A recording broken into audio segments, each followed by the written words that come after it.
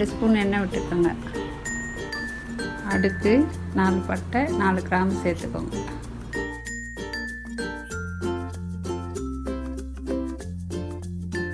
ஒரு பெரிய வெங்காயம் கட் பண்ணி வச்சுருக்கேன், அதை இப்போ நான் சேர்த்துக்கிறேன். சேர்த்துட்டு நல்லா வதக்கிக்கோங்க. அடுத்து 1/4 ஸ்பூன் சோம்பு சேர்த்துக்கோங்க.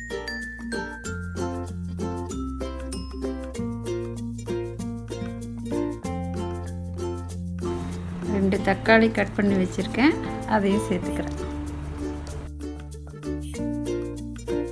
தக்காளி சேர்த்துட்டு நல்லா வதக்கிக்கோங்க.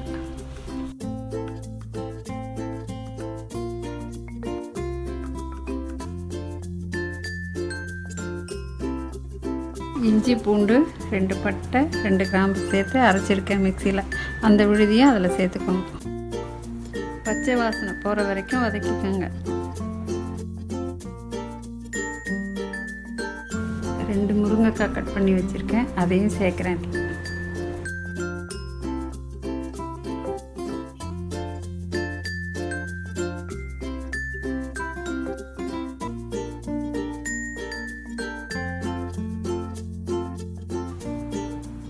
ஒரு கப் கொண்டக்கடலை நைட்டே ஊற வச்சு 4 விசில் விட்டு வேக வச்சு எடுத்துருக்கேன். அதை சேர்த்து 2 நிமிஷம் நல்லா வதக்கிக்கோங்க.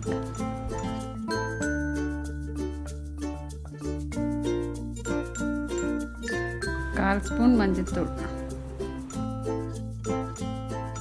1 டேபிள் ஸ்பூன் மிளகாய்த்தூள், 2 பச்சை மிளகாய், தேவையான அளவு உப்பு, எல்லாத்தையும் சேர்த்து நல்லா வதக்கிக்கோங்க.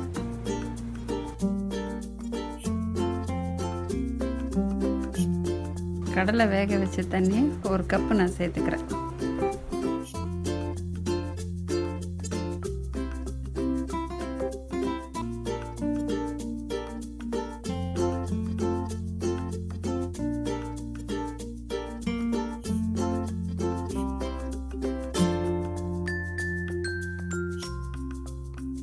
கழித்து 1/2 கப்பு தேங்காய் அரைச்சி வச்சுருக்கேன், அதில் சேர்த்துடுறேன்.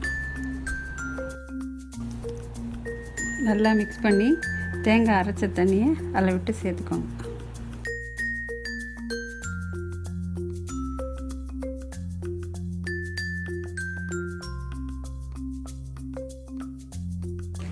பத்து நிமிஷத்துக்கு அப்புறம் கொத்தமல்லி தூவி இறக்கிடு.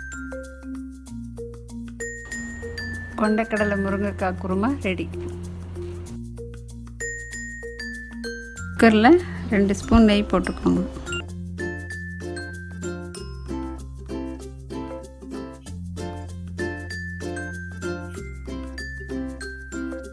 அப்புறம் பிரியாணியில் பட்டை கிராம்பு சேர்த்துக்கோங்க.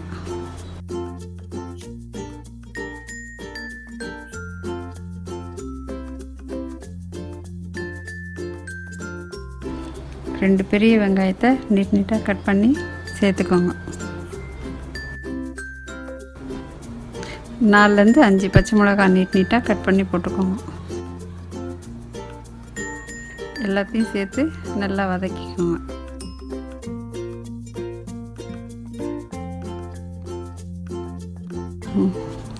ஒரு பெரிய தக்காளியை கட் பண்ணி சேர்த்துக்கோங்க.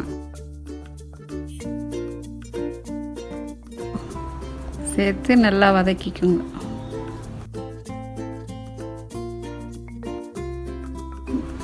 கொஞ்சம் புதினா எல்லாம் சேர்த்துக்கோங்க.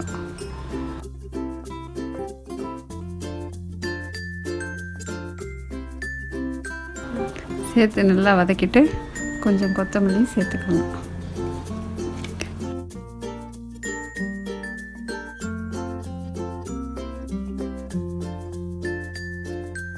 தேவையான அளவு உப்பு சேர்த்து நல்லா வதக்கிக்கோங்க.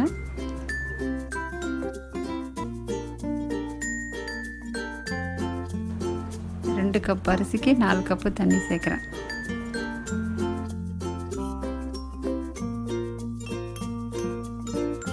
நாலு கப்பு தண்ணி சேர்த்து 10 நிமிஷம் கொதிக்க விடுங்க.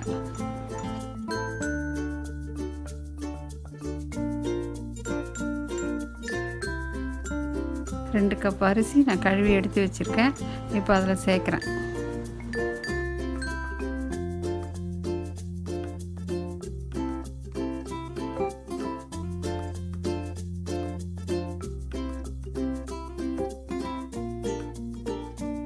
நல்லா கொதி வந்தப்புறம் மூடி 2 விசில் வந்தோடனே இறக்கிடுங்க.